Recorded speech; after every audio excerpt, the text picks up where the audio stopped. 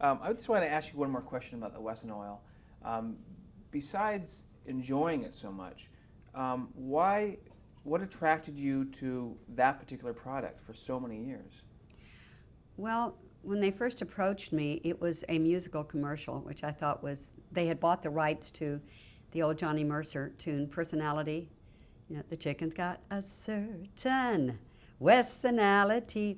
Well, that phrase so stuck in people's minds to this day. People ask me, how's my Wessonality?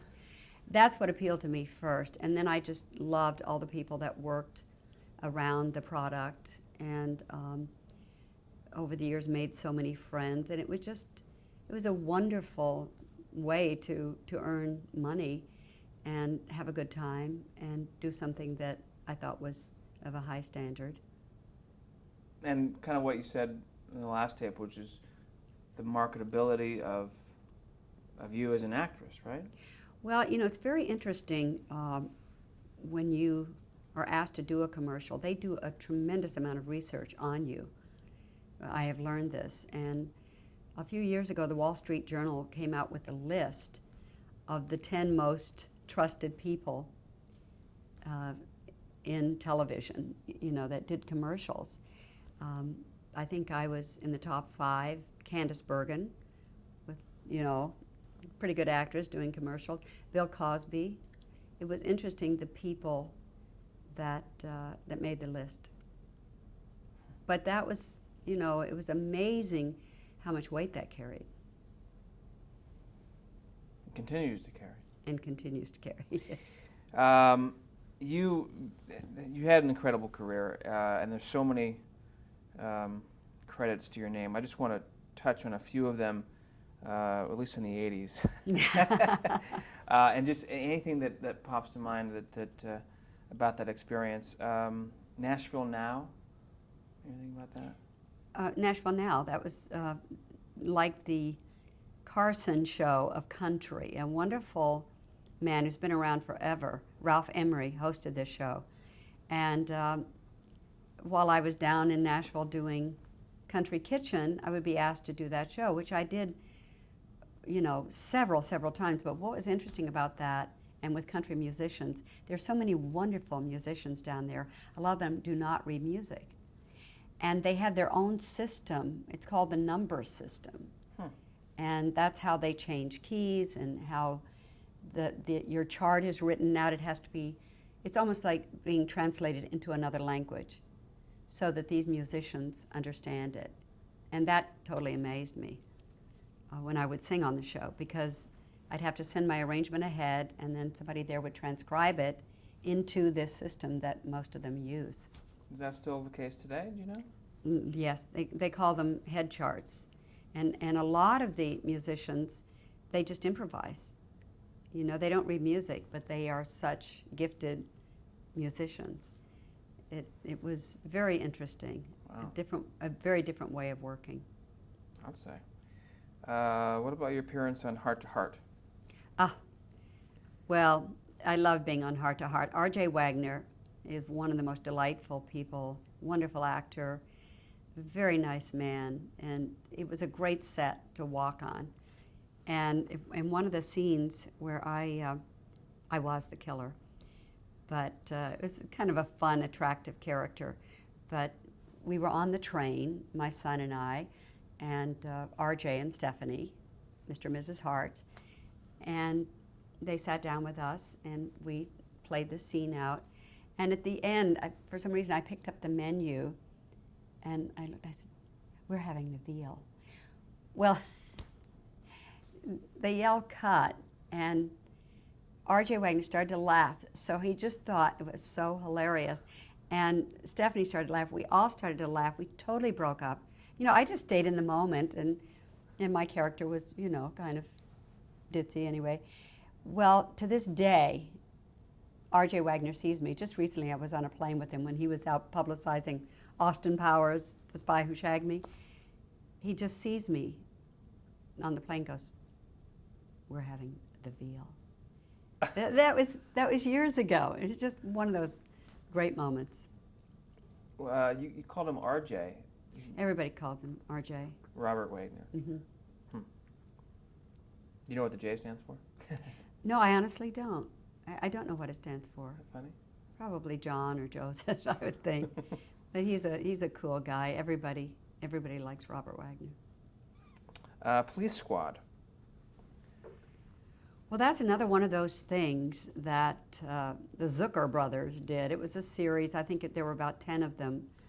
And it was a real coup to be a guest star on that because you were usually killed off in the opening credits. And so, of course, Now this is a television show, not the movie that came, right? the television show, which is now a collector's item, I understand, and people will bring them for me to sign. And it's just amazing how these things become kind of like cult phenomenons. But I remember that I came out with my chicken. You know, I took the chicken out of the oven and had a bottle of Wesson oil, and they strafed me with a machine gun. I'm singing The Chicken's Got Us, and they had this all set up. They didn't tell me how loud it was going to be. And all these bullets and things, you know, they strap all this stuff to you. And I flew up in the air, which I was supposed to do, and there was a mattress. And it was very, very funny. But the noise, I thought I was going to be deaf. They never said, you know, this is going to sound like a real machine gun. These were from the Squibs? Yes. Or from the... Well, I don't know. I just felt like I was blowing up, so I don't know whether it was from the Squibs or from something off camera. I think it was on me because it was so incredibly loud. But again, it was just being on the cutting edge. You know, I don't think we talked about, maybe we did, but saying cutting edge, my daughter Barbara and I hosted the very first award show done on the World Wide Web. And that was very, very interesting to be on the red carpet in Pasadena, standing next to Army Orchard, you know, and people would see us there and go, "Oh, Florence, what are you doing here?" And I go, "Well, this is my daughter, Barbara Chase, and we're here. We'd love to talk to you. We're hosting a show for the World Wide Web." People would be so fascinated. All these great actors would just go, "Oh, really?" And they were all so anxious to talk to us. We interviewed that night with no script and no written questions.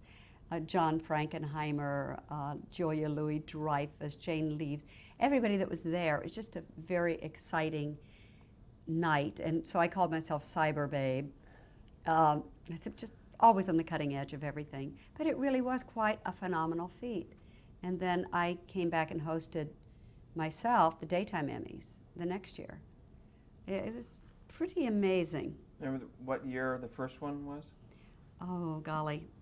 You know, I'd lie if I said I knew exactly when the first one was. But I would say probably about 5 years ago.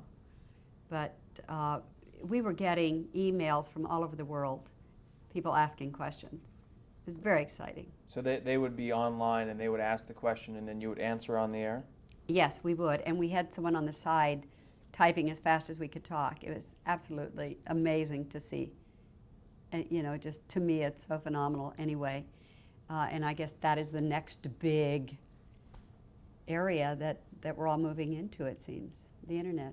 Did, at the time, I mean, 5 years ago, not many people really knew about the internet the way they do now. Did it take some persuading or did some explaining of what it was all about at that point? It took some explaining, but there was a young man working at the Television Academy then named Ray Muldar, whom I think set up most of the computer systems at the Television Academy in California. He's absolutely brilliant, and his wife Natalie. And they set it all up. They got all of these people from the Silicon Valley to come. You should have seen that control room. These huge computers, and they were all in there. It was just massive.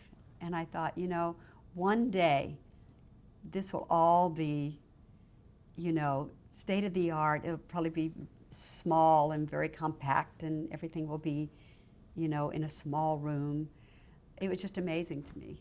And I thought, this is exciting to be in on the very first webcast of this magnitude. Now, since we're on the subject, you also have your own website, right? Yes, I do.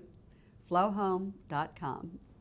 Yes, it's an amazing website that Ray and Natalie put together for me, and it was the first time I ever allowed anybody really into my home to take pictures, and I gave them access to a lot of things, and they created, people tell me that it's a pretty awesome website. You haven't seen it?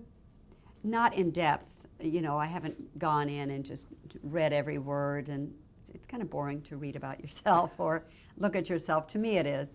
I'd rather find out what other people's lives are like. But people write to me on the website and ask advice, you know, ask Flo. And pages and pages of questions, advice people want about their lives, about relationships. You know, I am a hypnotherapist. I have studied a lot about relationships and how people can better their lives and how to motivate themselves and how to stay positive and all these things. And it's amazing. Now that I'm doing Later Today, I haven't been able to go and answer all these. I will. But it's fascinating to me. Cutting edge again? Cutting edge. Cyber mom, cyber babe. Just one last question about Police Squad. Did Wes and Isle have any objection to that show, you being on that show representing and being blown up? No, Wes and I was always pleased, and even to this day, I mean, last year I think I did a sketch with Jay Leno, and they threw in a line about Wes and Oil. It's just one of those things. It's almost like the Brady Bunch. It's just so identified with me that people get a big kick out of it, and Wesson never seemed to mind all the jokes and the fun things that were said about it. No, they didn't mind, but I would ask them first. Another show that you made an appearance on was Murder, She Wrote. Tell me about that. I made several appearances on Murder, She Wrote, the most fun being a two-parter. I played Patty Sue Diamond, and I was the country singer, and I was the killer. Loved it, got to kill Jimmy Dean, and it was just amazing because Angela Lansbury, there were all these country stars on the show. I was the only one who wasn't a legitimate country star, but they were telling Angela about Jimmy Dean and how wealthy he was, that he had sold his sausage company to Sara Lee, and she was just fascinated, you know, hearing all of these stories, and that he was a multimillionaire, and one of the I think it was Mickey Gilley or one of them said to Angela, and to think he started all this business and made all this money, and he started with just one little sausage. And you know, she got the biggest kick out of it. But Angela Lansbury, now there is such a great lady, a great pro, so generous as an actress, a total, I mean, I could not even think of all the adjectives to describe her. And when we would work together, we'd say, let's do a musical. She loves the stage, loves doing musical theater. So that was a total and complete joy. Have you done a musical with her? No, but I think that would be great. We look something alike. I think we have, you know, these big eyes, and I think there is some, I hope there's a similarity between us. A musical about sisters who... Absolutely. Sisters who had hit TV series, and yeah, I sound like John Lovitz, don't I? Mm-hmm. Coming back to the Brady Bunch real quick, the Brady Brides. No, I'm sorry, we already talked about that. A Very Brady Christmas. Tell me about that. Well, A Very Brady Christmas turned out to be, I think, probably one of the all-time big ratings winners. I mean, it was just phenomenal, like a 27 point something. Everybody was flabbergasted by this reaction to this show. Including yourself? Yes, totally. This show always surprises me. But I remember we had to do this one scene where we think Bob may be trapped in this building that has fallen down, and he had fought, to improve the construction, and so now he had gone down there, and he was buried, we thought. And we're outside at night, it's freezing, we're at Paramount Studios again, and I'm supposed to start singing "O Come All Ye Faithful," which I had done years ago in the original Brady Bunch. And I'm going, oh, Sherwood, this is really hard to do. This is not really believable. I don't know. And I really struggled with it to try to make it believable and make the transition as an actress. We were asked to do some pretty unbelievable things, but people loved that moment. I just started singing a cappella, and everybody started joining in, the people that had come, to make sure he was okay, and he was. He lived. Did everyone return? The whole cast return for that show? On a very Brady Christmas, no, I think one was missing, and I'm not sure if it was Marcia, because maybe Susan Olsen? yes, because the girls were not in. Maureen was not in one. I think, Eve was not in the Variety Hour. She chose not to do that. And Susan was not in A Very Brady Christmas. And I think it was because she was getting married, and she had that all planned in her honeymoon. But we missed her a lot. Everyone, always missed when one of the cast members was not there. It just wasn't the same. Even though we had wonderful actresses filling in, it just wasn't the same. This may be a difficult question to answer, but as an actress, what's the key to making a moment or a scene believable when it's not there in the script, or it's not presented to you by the director or the atmosphere on the set? Well, for me, when you're called upon to make a moment work that as an actor it's not set up properly, there aren't enough steps to get to that next moment. So you try very hard to do it in your subtext, to find a way within yourself to make it believable to an audience. And sometimes I'm very surprised that it works, because we don't have the luxury. We didn't have on a lot of the Brady Bunch shows we didn't have the luxury of taking the time to really, build the scene and make sure that we did have enough steps as an actor. But again, you're forced to make selections quickly to make them effective. So again, it becomes a tremendous challenge, and I think sometimes that would be some of the things that would make Bob just absolutely balk and have such a tough time. But the clock is ticking, money's going, as they say, the ice is melting, the light is getting yellow. All of these things that management has to deal with. It's very costly. And so I always tried to be aware of that as well. There were a lot of actors here who were working and making a living, a lot of crew people. So you try to take all those things into account. Is that a disadvantage in television, especially dealing with other actors and scenes, when you don't have the kind of rehearsal time that you would in theater or in movies? It is difficult when you don't have enough rehearsal time, and the great thing is if you work with another actor who's willing to go off on the side and work the scene with you and try to make it better and try to improve it. And most actors are very willing to do that because everybody wants to be good and make the moment work and make it count. And you can only find those things through rehearsal. We mentioned last time about your work with Jack Parr on The Tonight Show, but you also worked with Johnny Carson. Tell me about that. Well, I worked with Johnny from when he started on the show, The Tonight Show. He was a very complex man, an extremely talented man.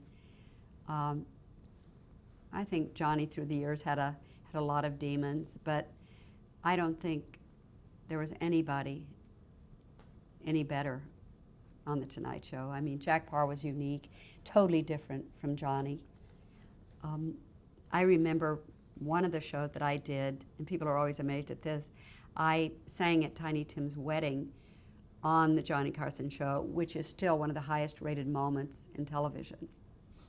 And I sang a song called My Love, which was a big hit at the time for Petula Clark. And I remember singing the song, and Johnny, of course, called me over, and they actually got married, and they had the minister and all of this. And Johnny would just kind of look at me because they came and sat on the panel, and he's talking to Tiny Tim, and he's kind of looking at me like, and giving me the funniest looks. I mean, it was so surreal to be there with Tiny Tim and Miss Vicky participating in their wedding, and I had to make this very believable. I mean, I sang that song very straight. So, but Johnny was brilliant, and I don't think anyone has lasted much longer and missed as much as he is. And I think all of us who had the good fortune to work with him wish that he would come back, wish Johnny, you know, do this interview, let people know. But he is a very shy man. He was never really comfortable making small talk, chit-chat. But he was very comfortable doing what he knew how to do so well, and that was interviewing people, being funny. He was brilliant, and I think he's greatly missed on television because he had so much class, and he gave so many people a break, and so many comedians got their start on his show, including Jay Leno and David Letterman and all these people that are around today. Do you think it had more to do with his personality or more to do with his talents as an interviewer or talents as a master of ceremonies? No, I think his personality, I think he learned early on that he was funny, you know, as a young man. And obviously he had great timing, which I think he was born with. I don't think you can teach timing. I think you're born with it and then you can make it better. But I don't think it's something that can be taught. I think he came with this incredible gift of timing, the ability to be funny, and his personality worked for him because, you know, he had his little twitches and his shyness, which I think drew people out, you know, because your tendency was to give more to Johnny because you felt he was very laid back, and he always knew the right question to ask, and he was able to go with the moment, follow the moment. I remember once going on, and my dog had just died, and we were all, I mean, we loved this dog so much, and he went under my piano to die, and he loved when I sang, when I rehearsed, and he would always go, Spanky would always go. And by the way, Susan Olsen gave me Spanky, gave us Spanky, and Spanky was the son of a dog that Robert Reed had given Susan, this big German Shepherd, and she had this little fox terrier breed mixed. I mean, it was a Chihuahua, fox terrier, I don't know what all it was, and these dogs were together for a long time, and one day, this little dog was pregnant. And so the Brady Bunch goes on and on and on. Well, Spanky we had for a long time, and he was just the most gallant, wonderful dog. Well, I was telling Johnny this story, and it was before I was to sing. I had sung one number, and then I came to sit on the couch and talk to Johnny, then I was going to sing another number. And he said, "Oh, you went under the piano to die. Your singing was that bad," or something to that effect, and it became funnier and funnier. And when I went over to try to sing, I mean, I was laughing so hard because he was over behind the desk acting like he was dead, you know, with everything up in the air. And it just became one of those moments that kind of went on, which he allowed to happen. And but I got so much mail, people who felt so sorry about my dog, and stories about how they had buried their their dogs. But Johnny is, well, he lives on his boat as I live on my boat, but he loves boating. He was in the Navy in World War II, and he has a beautiful boat, and I see him go up and down the channel, Marina del Rey. But I guess he's loving his life so much, and thank God he's healthy, and maybe he did it the right way. He retired while he was ahead. I think he had many more years left in him, but that was his choice. 30 years is a long time. Yes. To be on one show. Well, to be on one show, and he did many things before that. So. Right, but also to be there night after night, 5 days a week, sharing a part of his life Yes. with America for 30 years. I mean. Right, and remarkable. the fact that he, in his own kind of, I don't know if you'd call it an acerbic kind of wit, but with his marriages and his divorces, and it was all public knowledge, and when he had his DWI and all these things, it was always in the papers, and he always handled that, I thought, so brilliantly. He never acted like these things didn't happen. He just addressed them, laughed at them, and went on with his life. And now I think he's finally happy. In the 1990s, you showed off your sense of humor about the Brady legacy on a show called Day by Day, where you spoofed Carol Brady.